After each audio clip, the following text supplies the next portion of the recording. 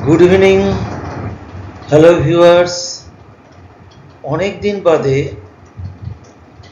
এই ট্যালি নিয়ে আবার আসছি। ট্যালিটা বেশ কিছুদিন ধরে আর হচ্ছিলই না। বেসিক কিছু ট্রানজ্যাকশনের উপরে ভিডিও আপলোড করার পরে ইনভেন্টারি পোর্শনটা আর হয়ে উঠছিল না। তার কারণ একটা পরিকল্পনা ছিল। পরিকল্পনাটা এই যে অনেকেই আমাকে বলছিলেন যে ERP 9-এর পাশাপাশি প্রাইম যদি একসঙ্গে ডিসকাস করা যায় তাহলে বোধহয় একটু ইউনিক হতো ব্যাপারটা। না, আইদার ERP 9 অর প্রাইম এরকম না করে প্রত্যেকটা টপিকস যদি ERP 9-এর সঙ্গে কম্পেয়ার করে করা যায় তাহলে দ্যাট উইল বি বেটার। এটা মাথায় ছিল।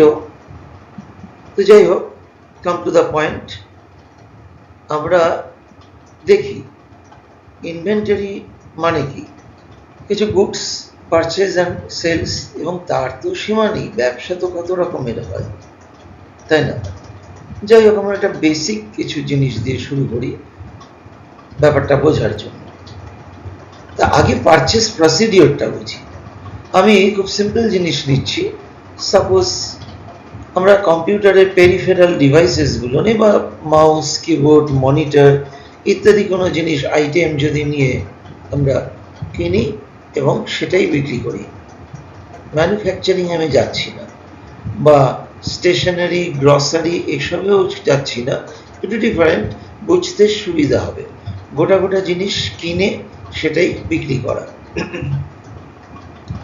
As for example, monitor, keyboard, mouse ইত্যাদি এই যে পেরিফেরাল ডিভাইসেসগুলো আছে কম্পিউটারের, সেটাই কিনে যদি বিক্রির ব্যবসা হয়, তা আমি যদি ব্যবসায়ী হই, আমার যদি একটা দোকান থাকে, তাহলে আমিও কোথার থেকে জিনিসটা কিনবো, পারচেস করব।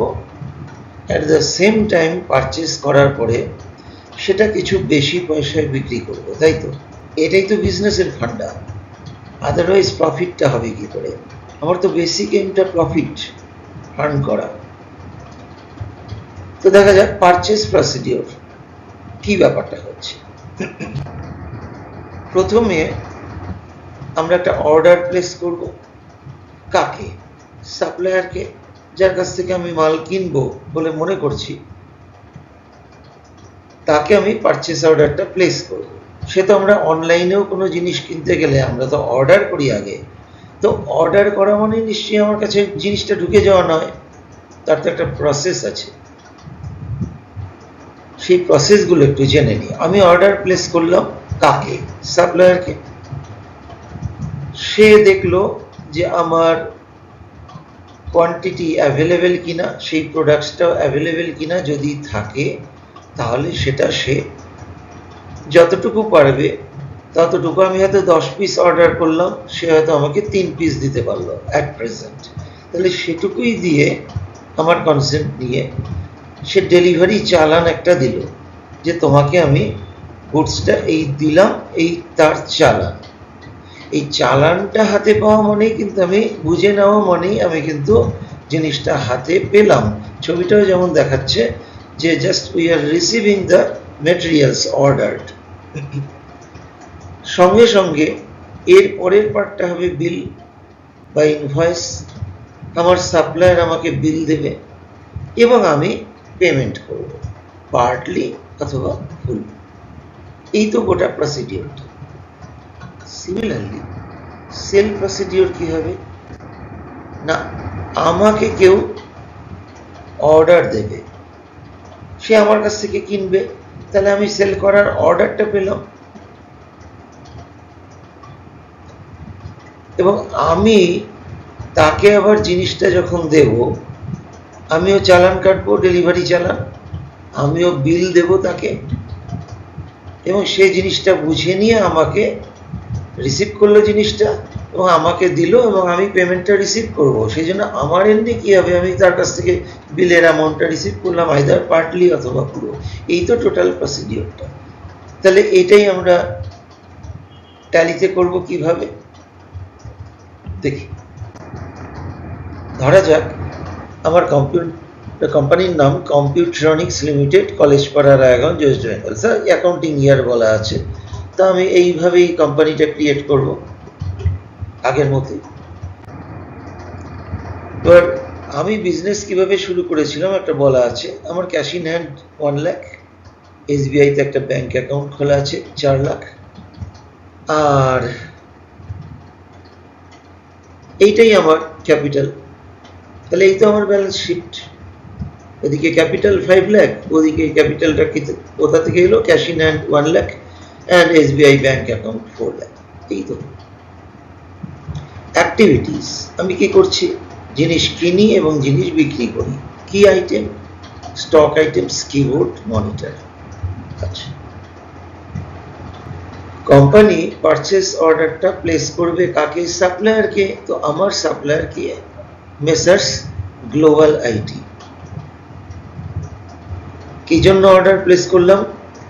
মনিটর 10টা কিনবো 3000 টাকা করে প্রতি পিস, আবার কিবোর্ড 20টা কিনবো প্রতি পিস 500 টাকা করে।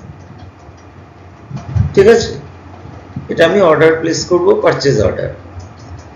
আবার আমার কাছ থেকে কিনতে চাইলো আমার কাস্টমারকে মেসার্স চয়নিকা, সে আমার কাছে 5টা মনিটর চাইলো, আমি রেট দিলাম 4000 পার পিস। ন্যাচারালি কিনেছি 3000, আমি বেচছি 4000।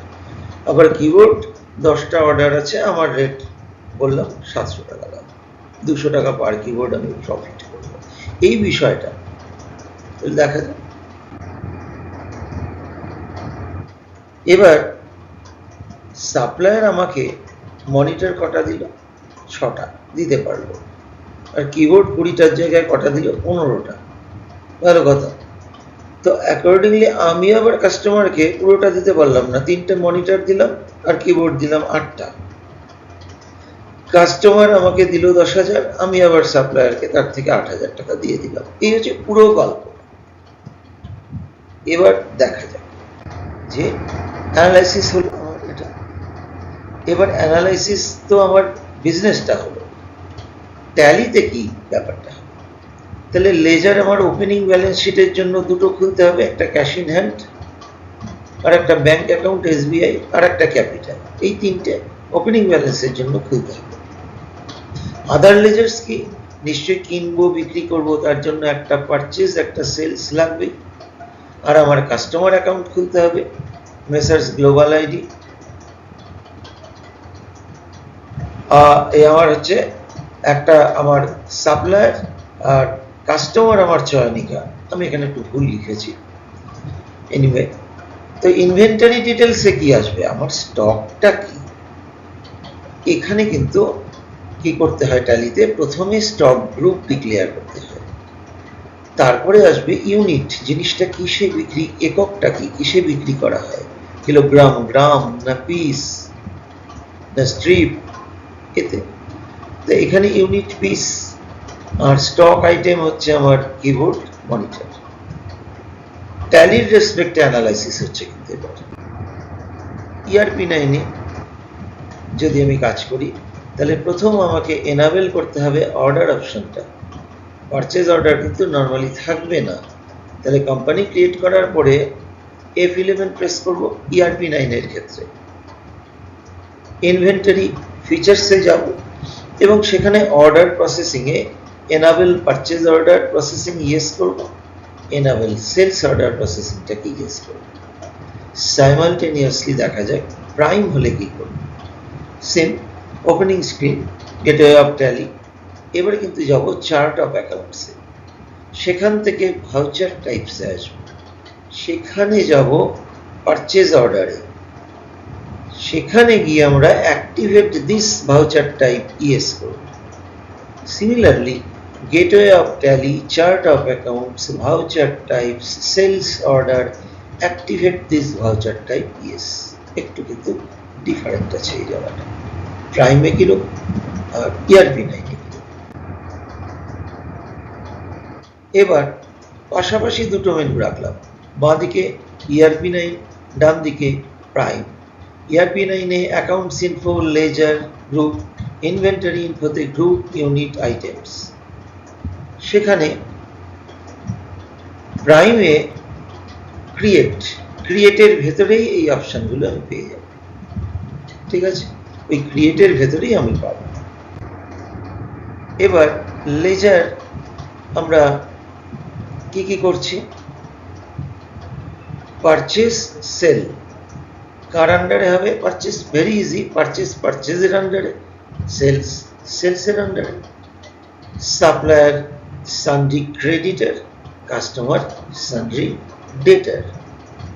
তাহলে ERP 9 এ কিভাবে লেজার ক্রিয়েট হয়? Accounts info ledger create. প্রাইমে কিভাবে হয়? Chart of accounts ledger create. এবার আসি স্টক গ্রুপের কথা। ERP 9 এ কি করব? Inventory info stock group create. গ্রুপটা কি? Computer items under primary.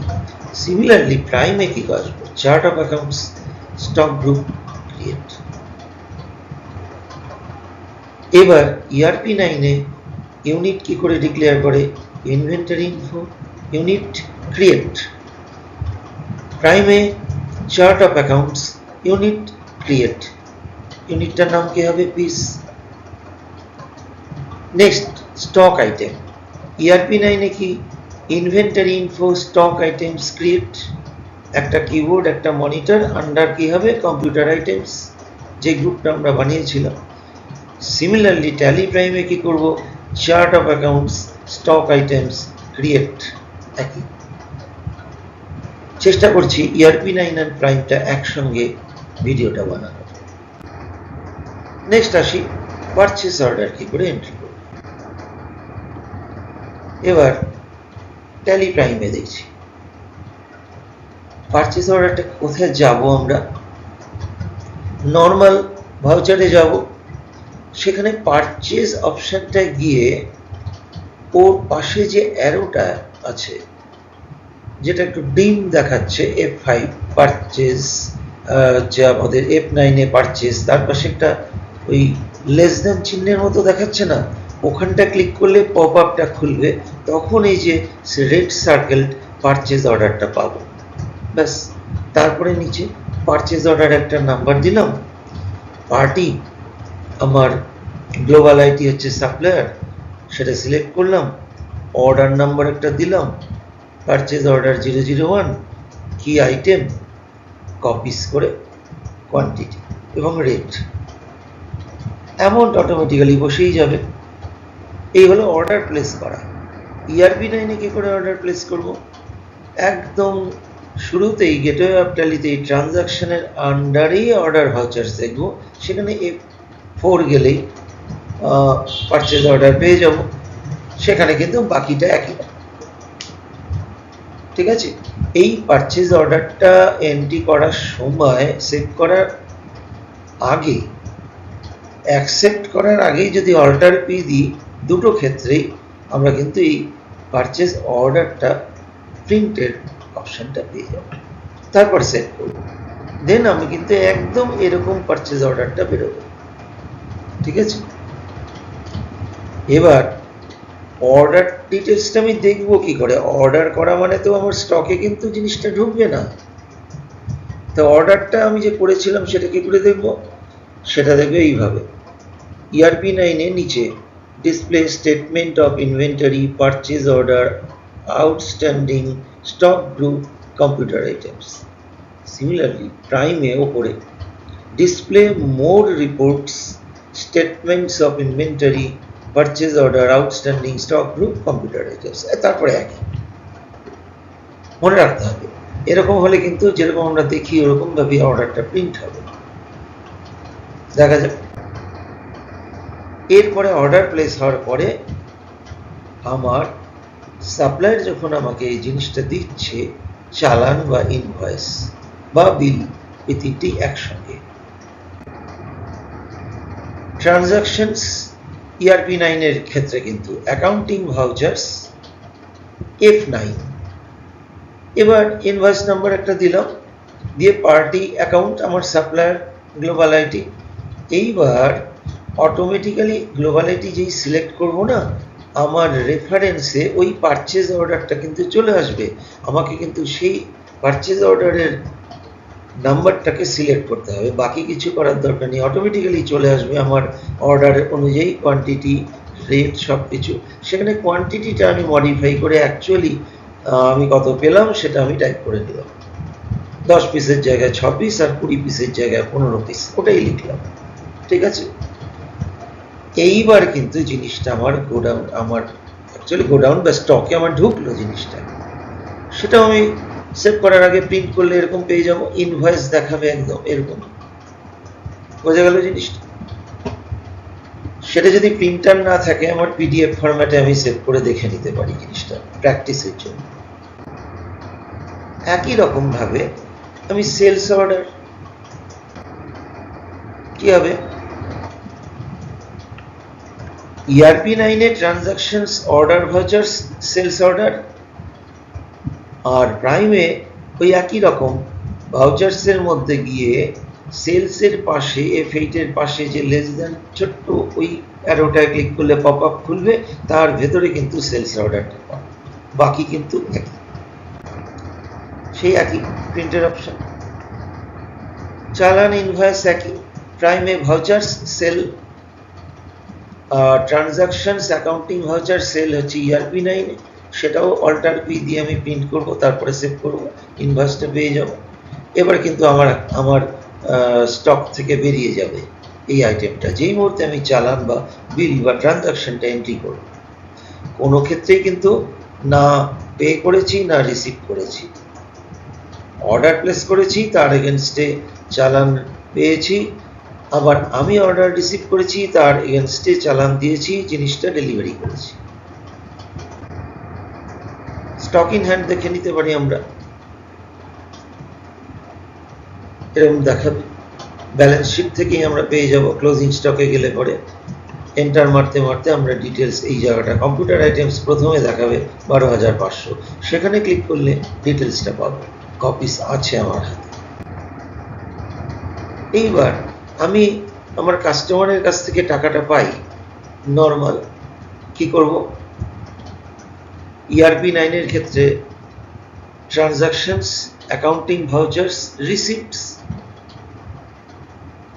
Cash বা ব্যাংক, কাস্টমারের নাম, সে যত টাকা দিল দিল, আরও আমি হাতে 7,600 টাকা পাই, সেটা কারেন্ট ব্যালেন্স দেখাচ্ছে। সিমিলারলি প্রাইমেও কি করব, ভাউচার্সে গিয়ে রিসিপ্ট একই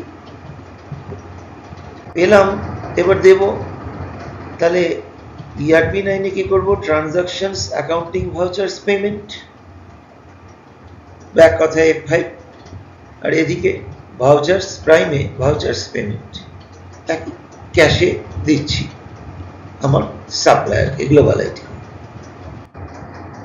তাহলে আশা করি বোঝাতে পারলাম অর্ডার, চালান, বিল বা ইনভয়েস কিভাবে হয়, কিভাবে সেটা ট্যালি প্রাইমে রেকর্ড করতে হয় এবং ERP9 কি করে করতে হয়, এই বিষয়টা বোঝাতে পারলাম। আশা করি পরের এপিসোডে দেখা হবে। এইভাবেই করব এখন থেকে, ট্যালি প্রাইম এবং ট্যালি ERP9কে মাথায় রেখে পাশে চেষ্টা করছি বোঝাতে।